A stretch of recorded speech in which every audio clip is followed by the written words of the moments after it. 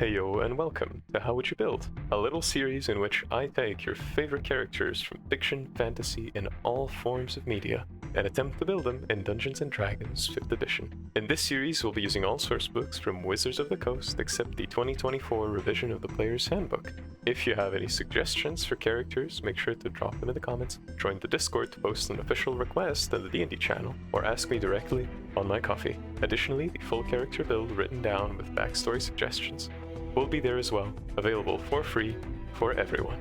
In this episode, we will be building the Vessel of Sukuna, the one blessed by the Black Flash, Yuji Itadori. This build will contain spoilers for Jujutsu Kaisen, so if you haven't gone through the entire manga and watched the show, I thoroughly recommend that you give it a try, get all that information, and then come back here to see the full build. If you don't care about spoilers though, we will try our best to build this positively resilient character as close as possible to the anime. This means that we want a character who is selfless, caring, and incredibly durable. We want Yuji to be a dangerous opponent in close quarters, bashing and punishing foes with an uncanny chance each round to deliver a deadly black flash and overpower them with either technique or sheer martial and physical prowess. We need him to be able to withstand damage, have recovery and self-healing with some resistance to physical damage, but not necessarily all other damage types to make Furnace still a very scary thing to be hit with. Lastly, we want to emulate Yuji's domain expansion that the community has called Hometown to be able to target his foes with his soul-targeting Dismantle and eject possessing spirits.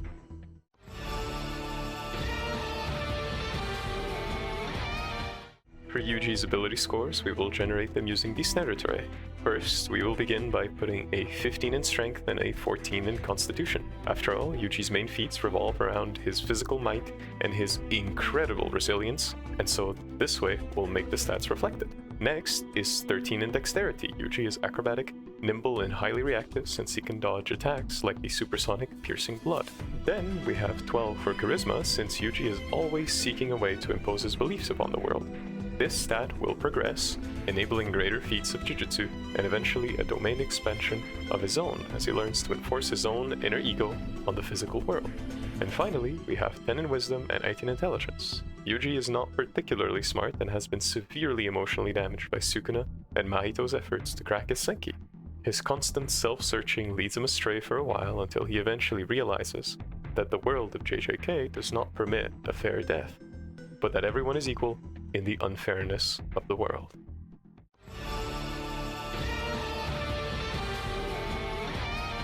For Yuji's race, we could go variant human, half-elf, maybe even hexblood, but we are going to pick Reborn from Foundation's Guide to Ravenloft.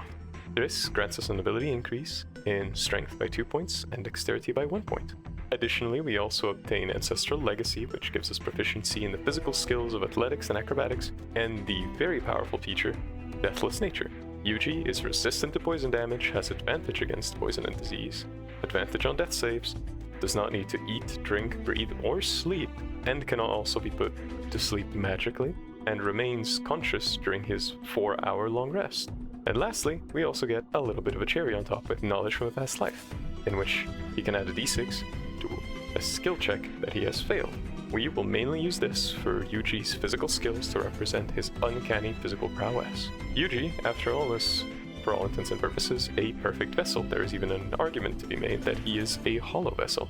This is especially clear with the fact that he can house not just Sukuna's soul, but also half a dozen death paintings without any clear drawbacks, and even several benefits, like increasing his amount of cursed energy.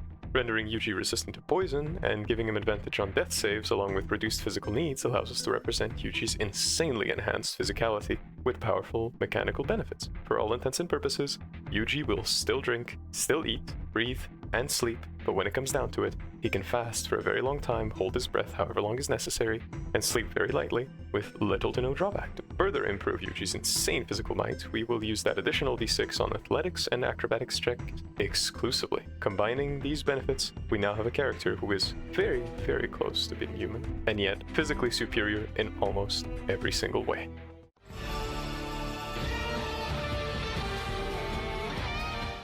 For Yuji's background, I think we can all agree that he is a haunted one, from Foundation's Guide to Ravenloft as well. This grants Yuji proficiency in Arcana and Investigation, along with the languages of Undercommon and Abyssal. If other languages fit your setting better, make sure to grab those instead of these. For equipment, we get a Monster Hunter's pack that contains all sorts of goodies to fight supernatural beings, common clothes to represent his Jujutsu Tech outfit, along with a picture of Yuji with his grandpa, which I suppose he would have on himself, at least for his beginning stages of dealing with the grief of losing his grandpa, and then 1 silver piece since he literally just started in the world of Jujutsu. For the feature, we get Heart of Darkness. Yuji's early life was honestly traumatic by definition. His parents were gone, with one of them being none other than Kenjaku in the body of his mother, and then his grandpa followed suit soon after, all while Yuji hadn't even crossed the age of 15. The darkness that lingers in his empty gaze is filled with seeing mentors, friends, and family die fundamentally unfair deaths at the hands of cruel twists of fate. As a result, he is equipped for the destruction of curses and will eventually develop the drive to eradicate curses like none other before him. Make sure to roleplay Yuji's slow descent into pure, distilled disdain for curses, and hope for mankind through harrowing losses and terrible ordeals as he is pinballed between Mahito and Sukuna and their constant attempts to break the young sorcerer.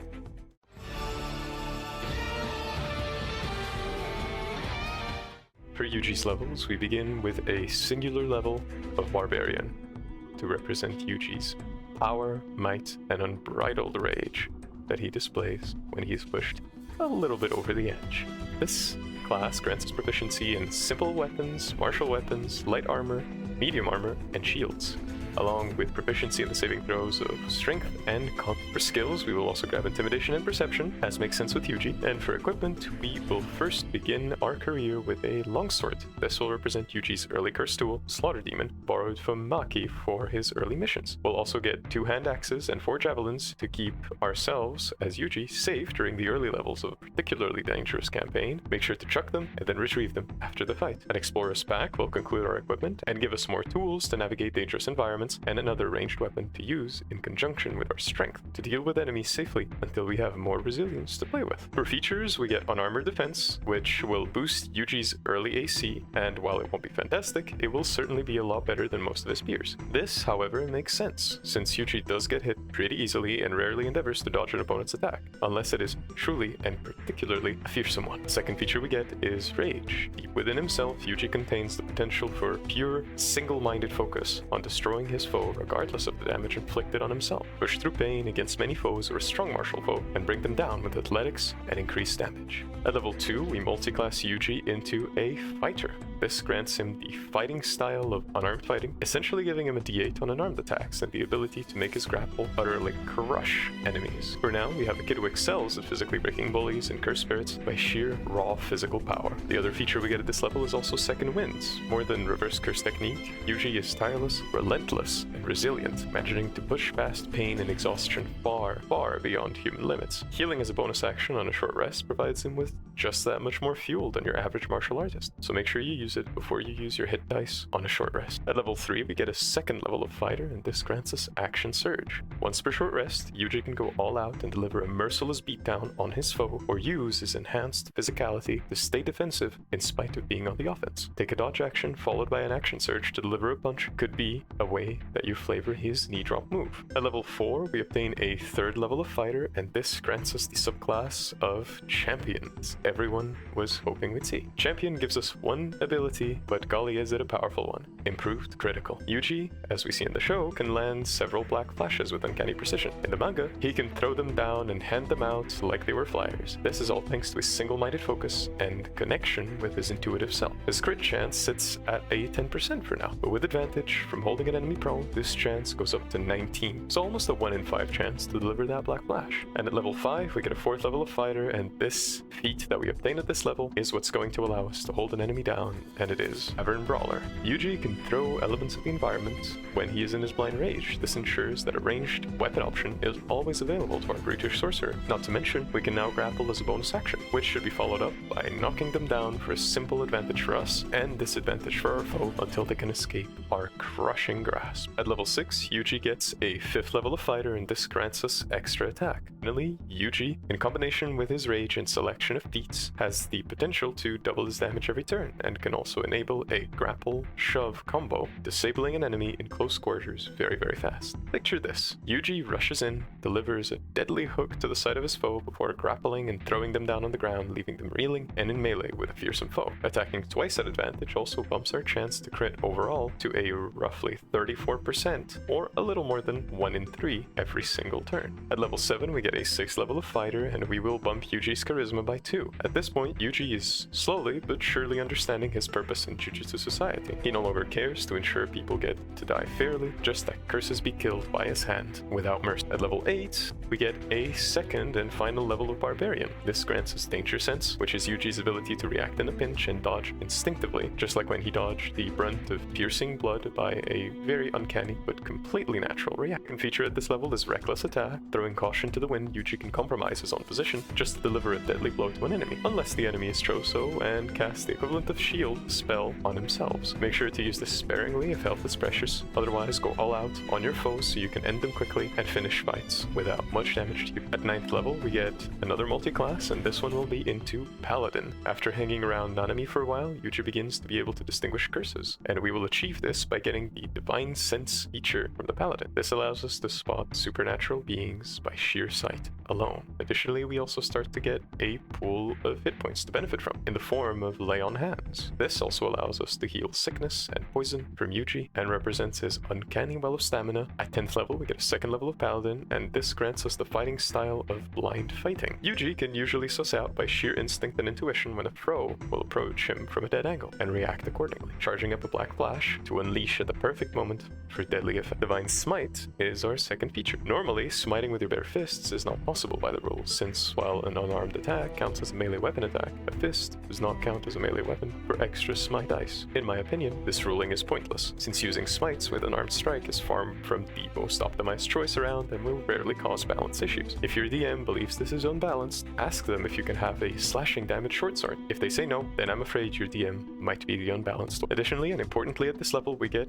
spellcasting. We start with 3 prepared spells and 2 slots of first level, and we will get Cure Wounds, Protection from Evil and Good, and Thunderous Smite. Yuji finally begins toying around with Jujutsu techniques. Cure Wounds now represents his well of endurance and rapid healing, and later on, his ability to use Reverse Curse technique to recover from all sorts of injuries. Protection from Evil and Good is cursed energy reinforcement against curses, their powers and their techniques, along with preventing possession, since Yuji is already riding shotgun with Sukuna in his own. Thunderous Smite also represents Yuji's Divergent Fist. When he lags his cursed energy output slightly after his punch, causing a double impact when he hits his foe for devastating damage. Follow this up with a grapple to really use all the effect of this terrifying spell. At level 11, we get our 3rd level of Paladin, and at this point we have Divine Health. Yuji can swallow death paintings, eat Sukuna's cursed object fingers, and receive grievous injuries without care for infection or disease. Being a perfect vessel gives him the perks of having a very resilient body to all forms of punishment. And for Yuji's oath, he will take an oath of vengeance. At this point in the story, Yuji makes it a point to declare to Mahito that he is just like him. He will kill curses as long as he lives. Future people will decide if his action had any purpose behind it, but so long as Yuji lives, cursed spirits will die, and Mahito specifically will get no rest, no matter how many times he is brought back. Quintessentially, Yuji has sworn the death of any curses that he meets, actively fighting to destroy them all, while extending some measure of mercy to humans and incarnated sorcerers, as we see in his ultimate metaphorical reaching out to Sukuna in their final exchange, despite everything that the disgraced one has done in his lifetime. An oath of vengeance makes sense with this evolution of Yuji, but depending on your setting, you might want to opt for conquest, ancients, or maybe even watchers, where vengeance fits post Shibuya Yuji. Something like ancients fits post Sukuna Yuji a little bit better, as a young sorcerer who believes that even the memories of mundane lives have values and meaning just like the people who create. For oath spells at this level, we obtain Bane, which will be the fact that Yuji's humanity would cause distress, disgust, or otherwise overconfidence in cursed spirits, making them prone to rather grievous mistakes. And we also get Hunter's Mark, which represents Yuji having learned a lot in hunting down Mahito, his quarry never quite being able to shake. This also represents a pretty good increase in our overall damage, as Yuji begins to leverage every single advantage he can get into his opponent to really put in the hurt behind it. For Channel Divinity, we have two options. First one is Abjure Enemy, for just when you want to deliver that poignant monologue before defeating your sworn foe or forcing an enemy to listen to your oath and letting them go to spread the word. This will enable you to strike fear into the world of cursed spirits. Second option will be Vow of Enmity. When a foe is too large to grapple or knock down, swear a vow to end its terror right here and now, and then go to town and get into the zone to hit your fight-ending Black Flash on that enemy. For spellcasting, we obtain another slot of first level, and we add both of our oath spells to our selection. At 12th level, we multi-class one final time into Sorcerer. While it might seem strange to go into Sorcerer for a beefy melee fighter that is Yuji, these spell slots will ultimately be fuel for our Black Flashes, ensuring that Yuji slowly gathers knowledge, cursed energy, and confidence to achieve a domain expansion by the end of this build. Interestingly, Yuji's life mirrors the flavor text of this subclass pretty well. His mother is Kenjaku, a millennia-old sorcerer. His birth was for the express purpose of containing Ryomen Sukuna to participate in the culling games. The higher-ups at Jujutech see his existence as a threat and want to execute him at all costs for his connection to Sukuna. In the end, Yuji fits this subclass to a T. For features, we also get Divine Magic, and I decided to go with the Evil Alignment. Yuji contains Sukuna and was expressly made to hold his immense evil at bay. While you can argue that we can do the good route because of his personality, or the chaos route if you consider Kenjaku to be the source of his power as a vessel, evil allows us to get a touch range dismantle hidden in Yuji's body. The second feature that we get is favored by the gods. The young sorcerer can be fueled by his vows to his friends and his deep-rooted set of beliefs to challenge the odds and reject fate when it calls for him. Make sure to use this when you fail a saving throw or when you really need to hit an enemy to end a fight.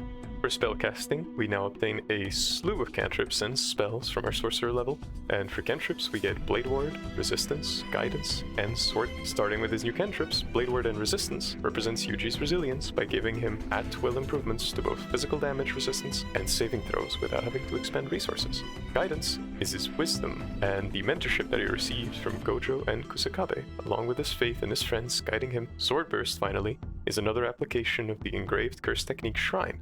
When you are overwhelmed as Yuji, all it takes is a light touch to send dismantles into your foes. For spells, we get False Life, Inflict Wounds from our subclass, and Shield. False Life will simply represent cursed energy reinforcement to apply before a rage, since adding resistance to temporary hit points makes them last extra long and makes you extra beefy. Shield will be a momentary focus of cursed energy on pure and absolute defense, resisting through blocks and dodges against particularly dangerous martial attacks. For level 13, we continue our leveling into Sorcerer with a second level, and at this point we get Font of Magic. This is where Yuji begins to gain flexibility in his management of cursed energy, keeping some of it stored for his tricks, or exchanging those tricks for extra power in a pinch. The spell we get at this level is Ice Knife.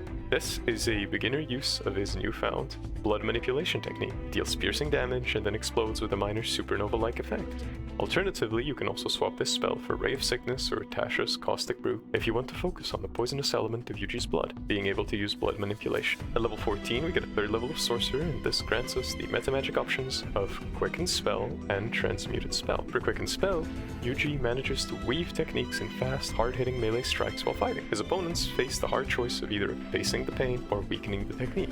Either way, both will hurt. Later down the line, this will also enable Yuji to target the barrier between two souls after giving a beatdown to his opponent. Transmuted Spell can now effectively turn Inflict Wounds necrotic damage into thunder damage to simulate the touch of Dismantle. Additionally, Ice Knife can also become thunder damage after the piercing hit instead of cold, making Supernova a little bit more accurate.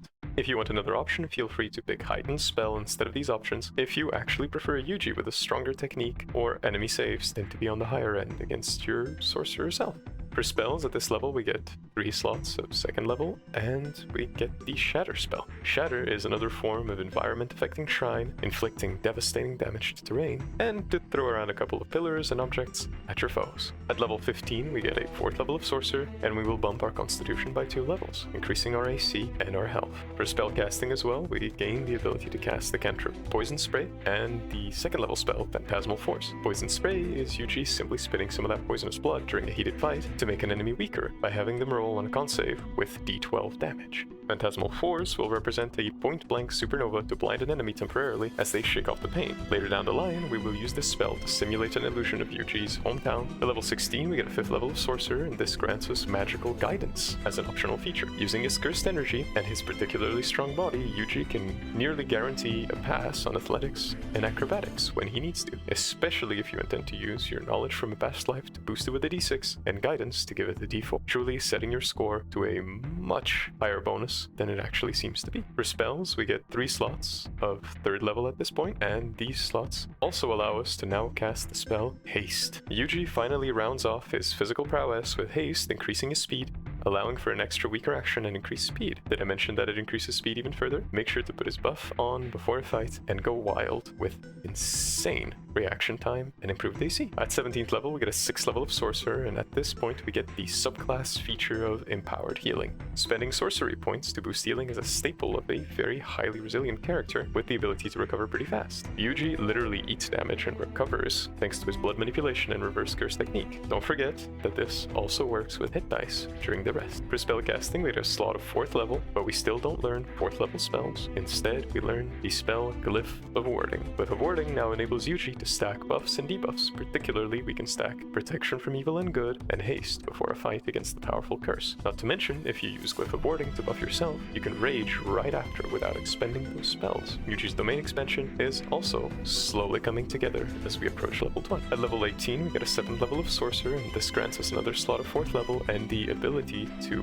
know 4th level spells, but instead we get the 3rd level spell of Aura of Vitality. This spell is mostly useful outside of combat, where Yuji can spend a minute to recover 20 d6 hit points with a single 3rd level spell slot over a minute. That's an average of 70 hit points of health, with the potential for more, which is the same amount as the 6th level spell Heal. Yuji now recovers at an absolute lightning speed, rendering him a very dangerous opponent if he gets a breather. At level 19, we got our 8th level of Sorcerer, and this grants us the Tough Feat for 2 additional hit points per our overall character level. Extra toughness on Yuji allows him to sit at a mighty 200 hit points at this level, along with spellcasting, healing, and physical resistance when Yuji goes all out. Against physical enemies, Yuji has effectively 400 hit points, thanks to the resistance. If you truly want to make Yuji's resilience shine, feel free to give him an extra level of Barbarian for the Totem subclass instead of the Vengeance Paladin. But otherwise, for spellcasting, we get a slot of 5th level. We are still not able to learn 5th level spells, but we get the 3rd level spell, Bestow Curse. This is where things start to go a little wild. Bestow Curse is terrifying for enemies with normal or poor wisdom saves. If your team helps weaken an enemy, you can either lead them to a Glyph of Warding containing this spell, or you can deliver a beatdown followed by a bonus action, Bestow Curse, to make your foe just sit there and make wisdom saves or do nothing. Alternatively, you could also ask for a curse that stops the enemy from using their highest available spell slots on a failed wisdom save to simulate a black flash, weakening the enemy's cursed energy output. If your DM allows, stack Bestow Curse at 5th level, with the first one giving disadvantage on wisdom saves and the second one forcing a wisdom save or the turn is wasted. Either way, the option is very powerful. And finally, for level 20, we get our 9th level of Sorcerer and another slot of 5th level, and we conclude Yuji's build with the spell Dispel Evil and Good. We finally have the final piece of Yuji's kit, the ability to target the barrier between the soul of a possessed being and the possessing spirit. If you are fighting a spirit, simply banish them to their home, straight out of there. As an important side note, do not forget to use your bonus action to turn sorcery points into a 5th level spell in case you intend to crit smite on your turn. This also allows for a higher level Glyph of Warding castings for stronger effects. For Yuji's hometown domain, though, we will create it the following way, but feel free to customize it however you wish. Firstly, we will need a Glyph of Warding containing Phantasmal Force and a Glyph of Warding, or more, containing Bestow Curse. We will cast either Dispel Evil and Good or Inflict Wounds on our foe. First, you begin by placing down a 3rd level Glyph of Warding containing Phantasmal Force within 60 feet of your next glyph. The trigger will be cast the spell on the target of Glyph of Warding, Bestow Curse. Place down a 3rd level Glyph of Warding with Bestow Curse on the option of Wisdom Saving Throw or Do Nothing. The trigger for this one will be that when a creature steps on it and the caster says Domain Expansion. And now all you have to do is to goad your foe into charging at you, since it takes an action to make a successful investigation check to spot a glyph, while you hold Dispel Evil and Good or Inflict Wounds to throw down at your opponent. Once your designated enemy walks on top of the glyph, say domain expansion, and lead your foe into your hometown as the illusion for a phantasmal force. As per the description of the spell, everything it sees and feels is rationalized as real. Talk with your foe and figure out their way of thinking, trying to find a way to see if they are a redeemable humanoid. If not, feel free to cast Inflict Wounds if your foe is a curse, or cast Spell Evil and Good if your target is possessed by a curse or incarnated sorcerer, to simply whisk them out of there and deliver the beatdown to the truly unforgivable foe.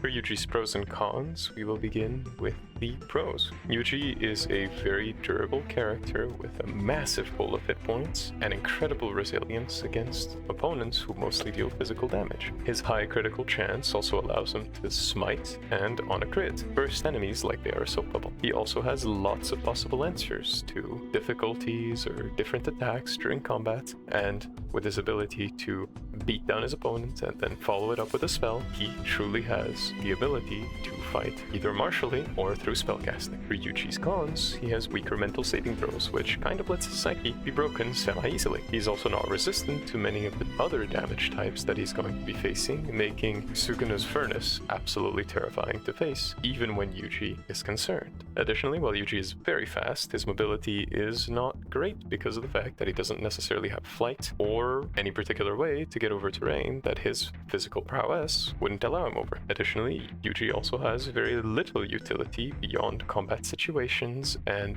using his body and strength to his advantage. And finally, Yuji also eats through spell slots incredibly fast, combining his spells and smites. He is very incentivized to burn through those to delete enemies as quick as possible. And that's it for this episode of How Would You Build, focusing on Sukuna's vessel Yuji Itadori from the show of Jujutsu Kaisen. I hope that you've all enjoyed it and that you agree with me on some of these build decisions. If you have different opinions, or if you prefer to build the character, say, as having a bit more fighter or a bit more barbarian, or for example, specifically the totem barbarian, you can totally do that as well. Feel free to drop your character suggestions using the 2014 rules or the 2024 rules down in the comments. Maybe do a little subscribble if you want to see more of these builds, because that is definitely the single best way to tell me that you want to see more of my lore accurate builds. And I will be seeing you all very, very soon, be it here on the Discord, or maybe even on my coffee, for more little D&D builds, lore accurate characters, and D&D content. Make sure to stay healthy, adventurers, and I will see you all very soon. Bye bye!